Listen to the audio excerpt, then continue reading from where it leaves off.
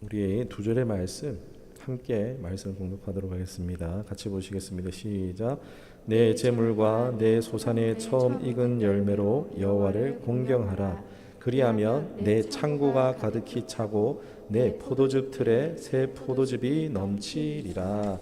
아멘. 오늘 말씀의 제목은 받은 은혜 그리고 받을 은혜에 감사라는 제목으로 말씀을 나누도록 하겠습니다. 절기의 유익함에 대해서 잠깐 좀 말씀을 드리도록 할게요. 이 감사주의를 우리가 드리기 전에 이 절기에 대한 한 가지 오해를 한번 좀 풀고 갔으면 좋겠습니다. 신앙이 있지 않은 사람들에게 교회 절기는요, 왠지 자신에게 헌금을 더 받아내기 위한 날로밖에 보이지 않는다는 것입니다. 이런 얘기들을 저도 많이 듣습니다. 본인에게 있어서 절기가 의미가 없어요. 그런데 교회를 다니고 있고 자신의 그런 체면이 있잖아요. 내가 집사인데, 내가 권사인데, 내가 장로인데 하니까 하기는 해야겠고 안 하기는 뭐해서 형식상 드리는 겁니다. 의미를 모르는 게 아니에요. 의미는 매해마다 맥주 절기가 되면 매해마다 많은 훌륭한 목사님들이 다 이걸 설명해 주시잖아요. 그런데 중요한 것은 내 중심이 변하지 않았다는 거예요. 성경에도 나오지만요, 마음이 없는 예물, 그리고 하나님 앞에 그저 복채하듯이 그렇게 드리는 예물을 하나님께서는요 기뻐하시지 않습니다. 우리가 사실 하나님께 뭘 갖다 바친다 한들 하나님께 유익하겠습니까? 세상에 가장 좋은 금은 보석을 갖다 준다고 해도 하나님은 기뻐하시지 않겠죠. 하나님이 만드신 거잖아요. 우리가 하나님께 유익하게 하는 것이 아닙니다. 또는 혹자는 외부에서는 이런 절기를 통해서 목사의 주머니를 두둑하게 만든다, 이런 얘기들을 합니다. 목사에게 수고비를 주는 것도 아니고 복채하듯이 전 보러 가면 복채하듯이 그렇게 복채 주는 것도 아니고 이렇게 헌금하는 것은요 사역자에게도 사실 기쁜 것이 아닙니다. 그런 걸 좋아하시는 찾아 받으시는 분들도 계시긴 한데 제가 왜 좀 시작부터 이런 무거운 이야기를 드리는 이유가 뭘까요? 사실 이 감사절기에 가장 수혜자는 사실 누가 돼야 될까요? 하나님이실까요? 하나님은 우리가 어떻게 유익하게 해드릴 수 있는 분이 아닙니다. 그냥 하나님 그분 자체로 충만하시고 충만하신 분입니다. 그렇기 때문에 우리가 뭘 하나님께 할 수 있는 거 없습니다. 그러나 이것을 통해서 누가 수혜를 받기를 원하시는가?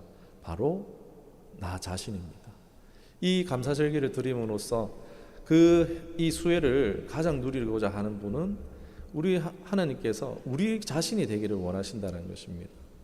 감사절기를 지켜서 가장 유익할 수혜자는 절기를 지키는 당사자다라는 것을 기억하시기를 원합니다. 하나님의 복이나 응답은요, 우리가 하나님한테 뭘 잘해서 공로가 있어서 의로운 게 있어서 하나님 앞에 뭔가 받는 게 아닙니다. 기브 앤 테이크 이런 게 우리 그런 생각이 많잖아요.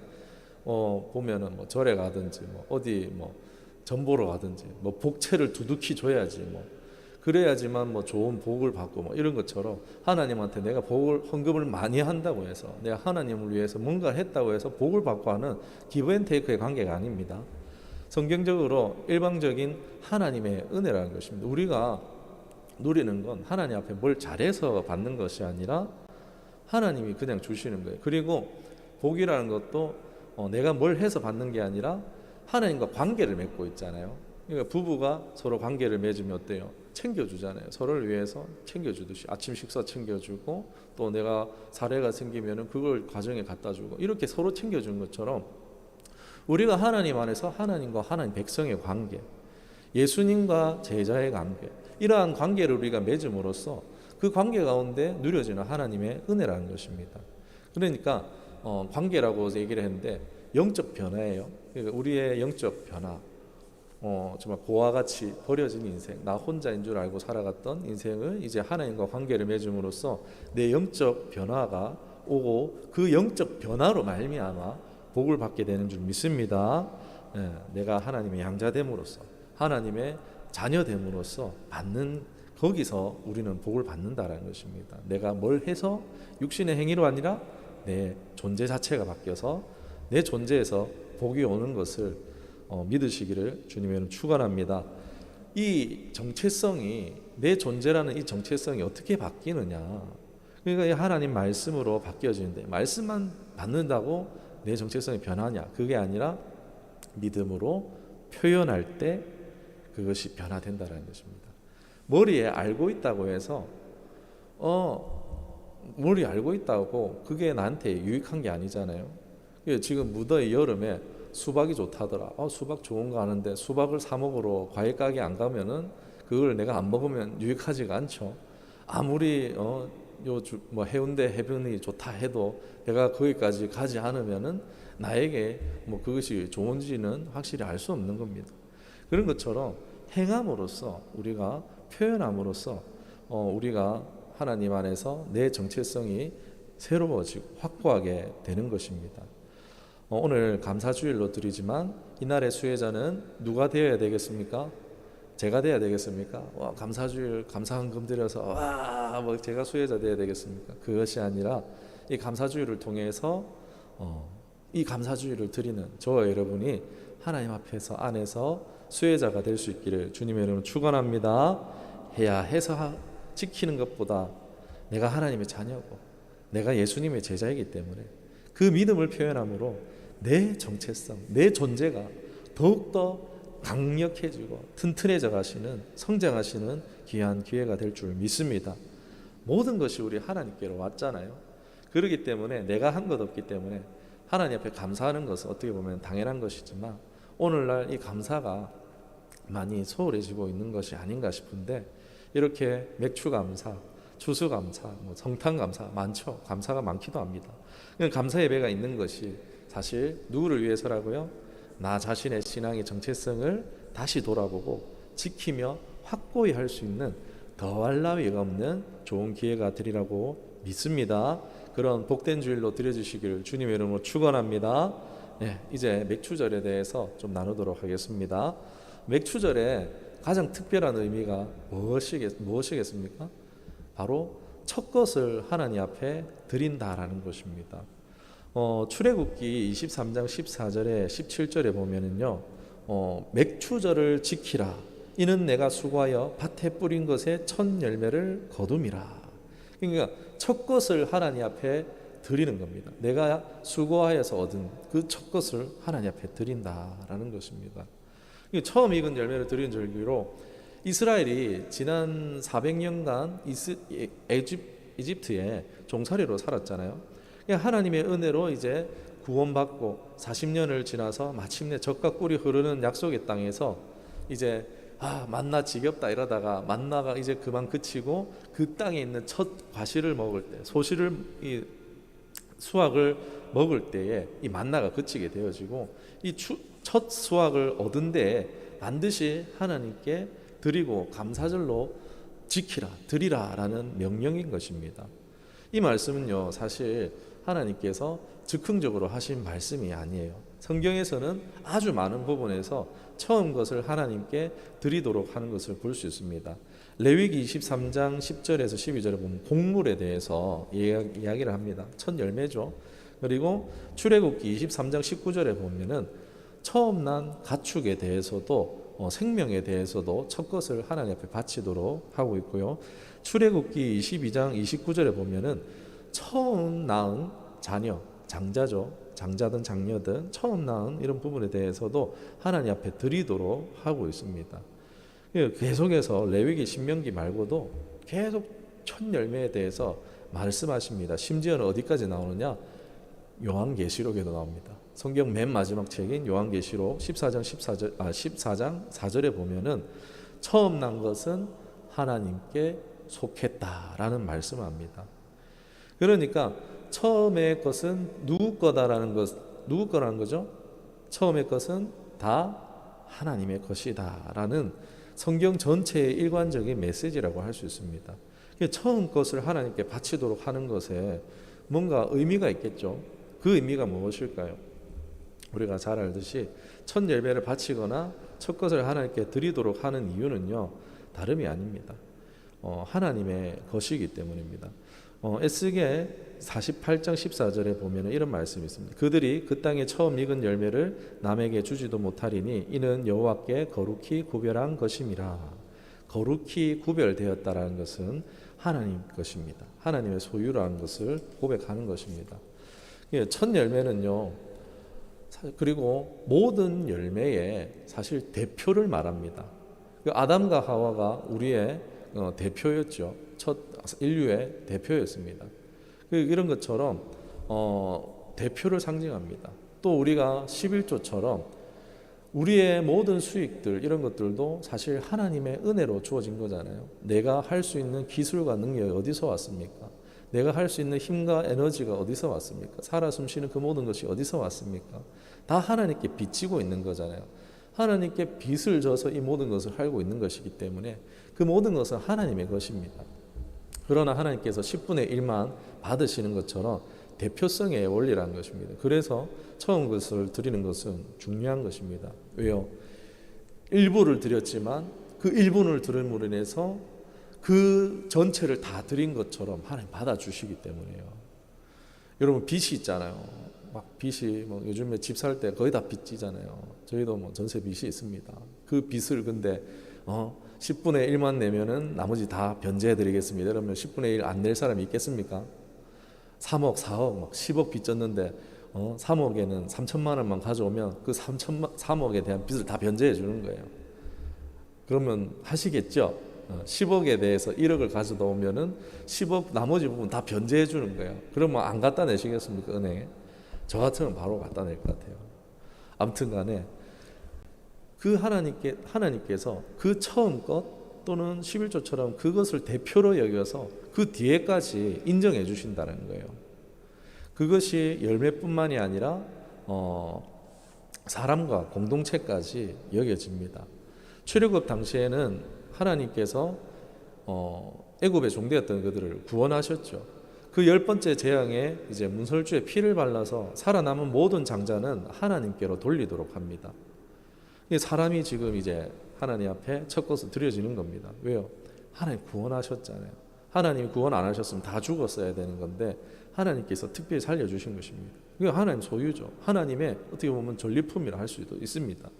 이스라엘에서 모든 장자를 하나님께 속하였지만 이거는 속전으로 대신하고 대표로 누구를 택하시는가? 레위 지파를 택하십니다. 그러니까 레위 지파는요 하나님의 첫 열매입니다. 이렇게 여기시는 것입니다. 그러므로 말미암아 나머지 이스라엘 지파들이 어떻게 됩니까? 레위 지파가 하나님을 섬김으로 이스라엘 전체가 은혜로 먹고 살 수가 있는 거예요. 그렇게 일부를 통해서 이 대표를 통해서 전체를 하나님께서 보장해 주시는 것입니다. 그러나 성경에 보면 레위 지파가 이제 무너졌을 때 어떻게 됩니까? 하나님께 헌신되어진 레위 지파가 무너졌을 때 그 나라가 이스라엘이 망하는 것을 역사 속에서 볼 수 있습니다. 그리고 이제 나아가서요, 이스라엘은요 모든 인류를 대표하는 첫 열매라고 할 수 있습니다.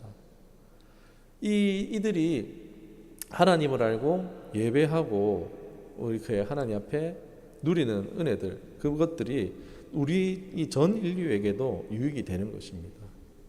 그리고 이제 우리가 아담과 하와가 첫 열매가 되었지만은 그러나 그들이 범죄함으로써 우리 다 죄인 되어지고 그 대표가 넘어졌기 때문에 다 넘어졌었지만 이제는 새 인류의 대표이신 예수님이 첫 열매가 되어 주셨잖아요. 그러므로 말미암아 하나님의 구원하심과 능력의 은혜가 우리에게 덮이게 되어졌습니다. 하나님 주신 은혜를 우리가 기억하면서 이 첫 열매로 하나님 앞에 감사를 드리는 것입니다. 이 첫 열매라는 게 참 이렇게 중요한데 우리가 무슨 일을 하든지 또는 우리가 이 한 해를 살아가든지 참 출발이 중요합니다. 예를 들어서 요즘도 그런지 모르겠지만 새 직장에 이제 첫 월급을 받으면 어떻게 하죠? 이제 부모님께 감사하고 부모님을 섬기는 표현으로 빨간 내복을 사다 드렸었습니다. 그런 것처럼 자신을 낳아주고 길러주신 것에 감사함으로 그 표현이 첫 월급을 빨간 내복을 이제 부모님께 사다 드리는 것이 이게 부모님 은혜입니다. 감사를 인정하는 것이죠. 그렇기 때문에 부모님에게 있어서 빨간 내복은 영광의 상징이라 할 수도 있겠습니다. 아무튼 이제 첫 하나님의 소유, 하나님의 주권, 이 하나님께 영광을 올려드리는 것은 바로 내가 누구인가 이것을 밝히는 신앙의 정체성의 표현이라는 것입니다. 하나님께 그냥 단순하게 잘 봐주십시오 이런 게 아닙니다. 내 신앙의 정체성을 나는 하나님의 은혜로 산 구원받은 하나님의 백성입니다. 그리고 앞으로도 나는 하나님의 은혜로 살아갈 것입니다 라는 믿음의 고백이 신앙의 정체성의 표현이 바로 이런 감사절을 통한 하나님 앞에 감사의 헌금을 드리는 것입니다. 하나님의 것을 하나님께 올려드리는 것은 아무 문제가 되지 않죠. 그냥 뭐 여기에 대해서 시비할 사람이 아무도 없습니다. 그러나 우리가 마치 자신을 또 자신의 재산을 다 자기 것이라고 생각하면요, 이게 부담이 되는 거예요. 여기서 문제가 생기는 겁니다. 부담이 되고 힘이 듭니다. 내 삶의 주인이 나, 그리고 내 삶에 가장 영향력 있는 것이 하나님이 아니라 돈이죠, 재물이죠, 재산이죠. 이런 것들이 이런 헌금 앞에서 내 신앙의 정체성이 발견되어지는 겁니다. 내가 헌금을 드리려는데 아깝다 딱 생각이 들면은 지금 내 신앙이 아직 부족하구나, 내가 하나님 앞에서 바른 신앙의 정체성을 가지고 있지 않구나라는 것을 우리가 발견할 부분입니다. 아는 것과 행하는 것은 틀립니다. 하나님을 아는 것은요, 우리의 결단이 필요합니다. 이런 믿음의 신앙 고백을 필요합니다. 반대로 성경에서는 첫 열매를 드리라고 했는데 드리지 않았을 때 일어난 일이 가장 대표적인 예로서 우리 지금 여호수아를 묵상하고 있잖아요. 하루한장에서 가장 처음 점령한 성이 어디입니까? 어디죠? 가장 첫 성 가나안 땅에서 여리고 성이죠. 이 여리고 성 점령할 때 하나님께서 먼저 말씀하셨어요. 이 온 성의 전리품을 누구한테 드리라고? 하나님께 드리도록 했습니다. 여호수아 6장 16절에 보면은 하나님이 주셨다, 그 가운데 있는 것은 온전히 하나님 여호와께 바치라라고 했습니다. 구별되었으니까 손대지 마라고 한 겁니다. 첫 열매죠. 여리고 성은요, 첫 열매입니다. 그렇기 때문에 거기서 나온 모든 전리품은 누구 겁니까? 하나님 앞에 바치는 거예요. 성전으로 다 들어가는 거예요. 그런데 거기서 누가 빼돌렸죠? 아간이 빼돌렸습니다. 이거 하나쯤 괜찮겠지 하면서 빼돌린 겁니다. 그러자 그 다음 전투에서 어떻게 됩니까? 작은 아이성 전투, 저기는 다 안 올라가도 됩니다, 조금만 올라가도 됩니다 이래갖고 올라갔다가 그 전투에서 패배해서 36명이 사망하게 됩니다. 사고가 생긴 거죠. 이스라엘에게 있어서 하나님은요, 가장 강력한 무기였습니다. 그런데 그 하나님이 이 첫 성 여리고 전투에서 지켜야 될 하나님의 그 첫 열매를 다 바쳐야 되는데 그것을 지키지 않음으로써 하나님이 그들 중에서 떠난 겁니다. 그런 하나님이 떠난 줄도 모르고 당연히 전쟁터 갔으니까 연장 안 챙기고 간 거예요. 차에 기름 안 넣고 간 겁니다. 그러니까 사고가 생기는 거죠. 정비 안 하고 가는 거죠. 그러니까 이 하나님의 물건을, 하나님의 것을 도둑질하는 것은 단순 범죄가 아니라 성물에 대한 범죄라는 것입니다. 이로 인해서 아간의 집은요, 망하게 되어집니다. 여호수아에게도 이거 해결 안 하면 나 너희와 함께 할 수 없어라고 엄포를 놓으십니다.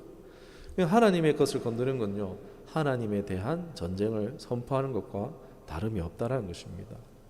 우리 구원받은 백성들은 이 구원의 감격, 은혜 표현하는 것은 마땅한 것이 아니겠습니까? 그러나 그 뒤에까지도 하나님께서 함께 하시고 보장하시는 은혜가 있는 것입니다. 하나님께서 이 첫 것을 드리게 하는 이유가 뭘까라는 부분은 다름이 아닙니다. 바로 우리에게 복을 주시고자 하시는 줄 믿습니다. 오늘 말씀에서 읽은 것 같이 복을 주시기 위해서입니다. 복을 주시고자, 우리에게 복이 되게 하기 위해서. 물질 때문에 하나님 버리고 도리어 구원을 버릴 수 있기 때문에 돈을 벌고 하나님 잃으면요, 그 인생 망한 것입니다. 도리어 그러니까 우리가 망하지 않도록 우리의 그런 수익들, 이런 부분에 있어서 저주가 되지 않게 하심으로써 처음의 것을 하나님 앞에 드림으로써 우리의 정체성, 관계를 정확하게 확인하게 하시는 것입니다. 맥추절의 이 의미를 정리하면은 첫 서출에 감사하면서 하나님께서 또 복을 주실 것이다, 여기까지 인도하셨지만 앞으로도 하나님께서 인도해 주실 것이다 라는 그러한 전제로서 우리가 드릴 수 있는 것입니다. 우리 추수 때에 추수감사절 있잖아요. 한 해 결실이 가득한 그때, 넉넉할 때, 풍요할 때 하나님 앞에 감사하는 것도 좋지요. 그러나 첫 것을 섬기는 것은요, 그때보다는 쉽지 않습니다. 뭔가 불확실하잖아요. 아직까지 내 손에 다 쥐어진 것이 없는 그런 상태 가운데에서 마치 종자씨 같은 거죠. 여러분, 종자씨는 안 먹잖아요. 씨감자는 안 먹잖아요. 아무리 배고파도. 불안하죠. 그런데 그것을 하나님 앞에 드리는 것과 마찬가지입니다. 왜요? 미래가 내 손에 달려있는 것이 아니라 하나님께 달려있다는 거예요. 굶어 죽어도 미래를 위해서 종자씨를 까먹지 않지만 그런 것처럼, 그러나 하나님 앞에 내 미래가 달려있기 때문에 미리 하나님 앞에 감사드리는 겁니다. 풍성한 결실을 맺게 하실 하나님, 그것을 신뢰함으로써 하나님 앞에 드리는 것입니다. 우리가 앞으로 2022년 이 하반기가 어떻게 될지 사실 잘 모릅니다. 그러나 이 남아있는 하반기, 여기까지 그래도 인도하신 것 하나님 앞에 감사하면서 어떻게 될지 모르지만 나의 2022년 하반기, 하나님께서 내 삶의 주인 되시고 통치하시고 다스릴 것을 믿음으로써 이 남은 하반기 하나님께서 역전을 이루실 것을 또 믿음으로써 우리가 주권을 표현하는 신앙의 표현이 바로 오늘 드려지는 이 맥추절의 의미로 여기게 되는 줄 믿습니다. 여기까지 인도하심에 감사, 앞으로도 인도하실 은혜에 미리 감사하는 신앙, 받은 은혜에 감사하는 신앙, 그러한 믿음으로 예배를 드리는 저 여러분 되기를 주님의 이름으로 축원합니다. 우리 함께 말씀을 기억하면서 기도하도록 하겠습니다. 살아계신 하나님 아버지, 은혜 감사드립니다. 하나님, 우리에게 첫 것을 하나님 앞에 드리도록 하는 이 맥주의 절기의 의미를 나눠봤습니다. 하나님, 사실 처음 나무의 처음 열매, 하나님 그것은 좋은 열매가 아닌 경우도 많습니다. 그러니까 하나님께서 우리에게 가장 좋은 것을 바치라는 명령은 아니라 내 삶의 우선순위가 무엇인가를 돌아보고 점검하라는 하나님, 우리 중간 점검의 시간으로서 우리 신앙의 중간 점검을 허락하신 맥주의 절기인 줄 믿습니다. 당연히 마땅히 감사할 것을 감사하며 또한 앞으로도 하나님께서 인도하실 것을 미리 감사할 수 있는 하나님, 우리의 믿음들 되어질 수 있기를 원합니다. 하나님, 이 가나안 땅을 살아갔던 이스라엘 백성들은 왕정국가가 아니라 신정국가였습니다. 하나님이 통치하시고 다스리는 삶, 하나님의 주권을 인정함으로써 모든 혜택을 누릴 수 있는 땅의 삶이었습니다. 오늘 우리가 이 땅을 살아가지만 두 나라를 살아갑니다. 이 땅 육신의 땅을 살아가지만 내 영은 하나님의 나라의 법을 따라서 살아갑니다. 내 삶, 하나님의 주권을 인정함으로써 하나님이 베푸시는 그 모든 혜택과 은혜들, 이를 내 믿음을 통하여서 누리게 되는 줄 믿습니다. 오늘 이 시간 나의 믿음의 정체성, 나의 존재는 누구인가, 이 땅의 사람인가 아니면 하늘에 속한 사람인가의 그 정체성을 돌아보고 하나님 앞에 확실한 믿음의 신앙 고백 드려지는 오늘 복된 주일 되게 하여 주시옵소서. 여기까지 인도하신 감사합니다. 마땅히 돌릴 감사지만 또 앞으로도 인도하실 풍성한 결실 주실 하나님을 기대하며 감사드리며 우리 구주 예수 그리스도 이름으로 기도드리옵나이다. 아멘.